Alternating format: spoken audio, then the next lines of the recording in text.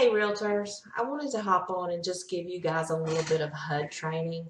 I get a lot of phone calls with questions from agents, and I just want to put a little information out there that you can use just to help you along in your process.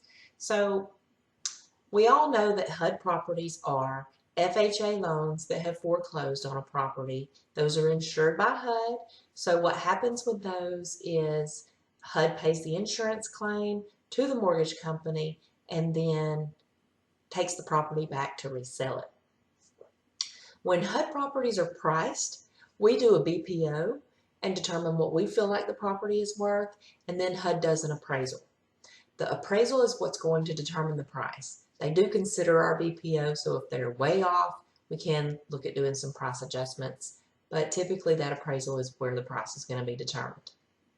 So once the HUD property hits the market, you have 10 days for owner-occupant buyers only. That means the person is going to live in the property as their primary residence. We have a lot of agents call wanting to know, can a parent buy the house for their son, daughter, nephew, whatever? If the person on the contract is not living in the property, they are considered an investor. How do you get around that when you're buying for family? You can have a non-occupying co-borrower. So the way that will work is you put the person's name on the contract who is going to be living in the property, and then the co-buyer is the person who's actually purchasing the property. Both names will be on the deed, both names will be on the contract. However, only that first party has to live in the property for at least a year. Other questions that we get is the $100 down payment program and how does that work? When a HUD property qualifies for FHA financing, they qualify for that $100 down payment program. The lender will use a regular FHA loan, but the contract can be amended to show that the down payment instead of 3.5% is just $100. Make sure your buyer understands they're still responsible for the earnest money up front, and they're responsible for the cost of the appraisal and activating utilities and their inspection. So even though the down payment is $100, they still need to have some money in reserve to make that purchase. Another question that we get a lot is about the contract package. When you bid on a HUD property, you are basically just going into the HUD home store system and you're putting your bid information in. You are not going to use Georgia Association of Realtors contract forms. HUD has their own contract forms, and that contract does not get sent out to you until after you have won the bid. There's a process that they use. Once the bid is won, you will receive an email letting you know that your buyer is a winning bidder. From there, you have 2 business days to turn in your earnest money to the HUD listing agent, which would be us or any other LLB that had that property. That earnest money has to be a certified check payable to the closing attorney that your buyer would like to use, and it's delivered to us, again, within 2 business days. No, you cannot take it straight to that closing attorney's office, and no, you cannot have a wire. It has to be a certified check. The reason for that is because we don't have a binding contract yet. All we have is a winning bid. Once we receive that earnest money, I'll give you a receipt, which you have to go onto your HUD Home Store account and complete your winning bid checklist.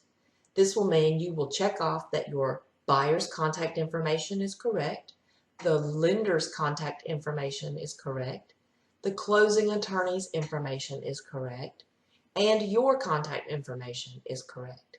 Then you will upload a copy of the buyer's pre-approval letter, and you will upload a copy of the receipt that we send you saying that you have turned in your earnest money. So you see, once all of that goes in, then HUD prepares that contract package for you. So sometimes it may take them a day or 2 to get it back to you.